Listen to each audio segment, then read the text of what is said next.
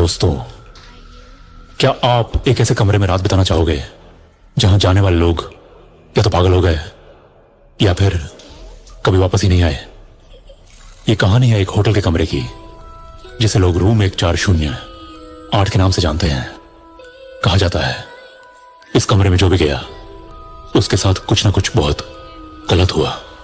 कोई अचानक बीमार पड़ गया, कोई डर के मारे चीखने लगा और कुछ लोग सुबह तक जिंदा भी नहीं बचे। होटल का स्टाफ इस कमरे के पास तक नहीं जाता था।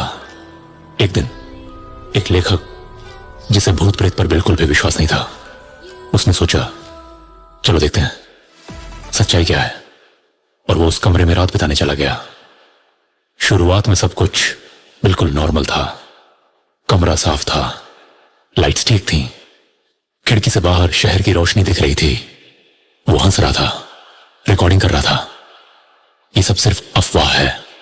लेकिन ठीक रात के 12 बजे कमरे की घड़ी अपने आप चालू हो गई। 12 बजे और फिर वो उल्टा चलने लगी। अब असली डर शुरू हुआ। टीवी अपने आप ऑन हो गया। स्क्रीन पर वही आदमी दिखाई देने लगा, लेकिन वो कुछ सेकंड पीछे की हरकत कर रहा था, जैसे कोई उसे पहले से देख रहा हो।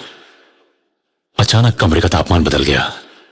एक तरफ बर्फ जैसी ठंड, दूसरी तरफ आग जैसी गर्मी। वो घबरा गया, फोन उठाया, लेकिन कोई नेटवर्क नहीं। दरवाजा खोला और बाहर फिर वही कमरा था।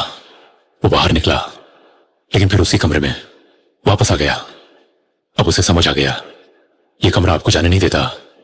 फिर उसे दीवारों से आवाजें आने लगी, किसी के रोने की आवाज और फिर एक आवाज, तुम भी यहीं रह जाओगे।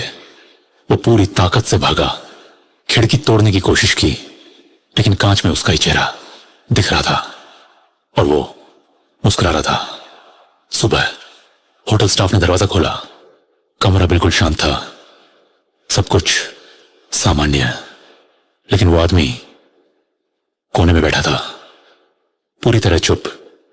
कुछ दिनों बाद उसने सिर्फ एक लाइन लिखी, room 1408 is not haunted, it is alive.